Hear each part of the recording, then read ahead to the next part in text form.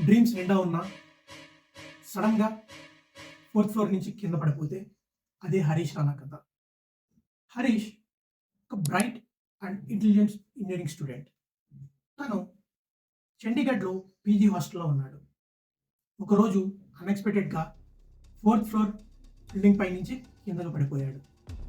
ఆ ఒక్క యాక్సిడెంట్తో అతని లోకం ఆగిపోయింది. 2013లో ఆగిపోయిన గడియారం ఎప్పుడు తిరుగుతుందో ఎవరికీ తెలియదు. 13 ఏళ్ళు అక్షరాల 4745 రోజులు తన సొంత శరీరంలో ఒక ఖైదీలా బ్రతికాడు. బ్రెయిన్ ఇంజరీ వల్ల హరీష్ వెజిటేటివ్ స్టేట్లోకి వెళ్ళిపోయాడు. కళ్ళు తెరిచే ఉన్నా చూపు ఉండదు, గుండె కొట్టుకుంటున్నా మాటలు రావు. డాక్టర్స్ బ్రతికాడన్నారు, కానీ అది ఒక బ్రతుక. 100% పారాలసిస్. ఒకే బెడ్ పైన ఒకే పొజిషన్. లోకం మొత్తం అతన్ని మర్చిపోయింది, కానీ ఇద్దరు తప్ప. తన తల్లిదండ్రులు అశోక్ అండ్ నిర్మల కొడుకు కోసం ఢిల్లీలో ఉన్న సొంత ఇల్లు నమ్మేశారు. ప్రతి నెల 30,000 ఖర్చు చేస్తూ గజియాబాద్లో ఒక చిన్న రూమ్లో హరీష్ని ఒక విగ్రహంలా పూజించారు. కాళ్ళు చేతులు కదపలేని ఆ కొడుక్కి తల్లిదండ్రులే లోకమయ్యారు. కానీ సమయం గడిచిపోయింది. ఇప్పుడు హరీష్కి 33 ఏళ్ళు. పేరెంట్స్కి ముసలితనం. మేము పోయాక మా బిడ్డని ఎవరు చూస్తారు అన్న ప్రశ్న వాళ్ళని సుప్రీంకోర్టు మెట్లెక్కి ఎక్కేలా చేసింది.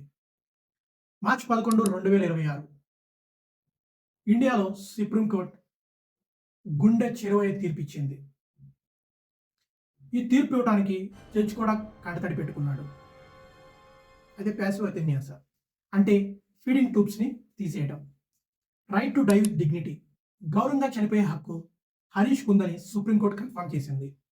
మార్చి 15, 2026 ఢిల్లీ ఎయిమ్స్లో తన తల్లిదండ్రుల చేతుల మధ్యలో హరీష్ తన తుది శ్వాసను విడిచాడు. 13 ఏళ్ళు నిశ్శబ్దం. తన ఆత్మకి శాంతి ఇప్పుడు లభించింది. ఇది తల్లిదండ్రులు తోపులేని పోరాటమా, లేక ఆ అబ్బాయికి విముక్త? మీరేమనుకుంటున్నారు? ఇంతకాలం అతను వేచి ఉంది ఈ మిరాకిల్ కోసమా, లేదా ఇది ఒక ట్రాజడీనా? మీ కామెంట్స్ ఏంటో షేర్ చేయండి.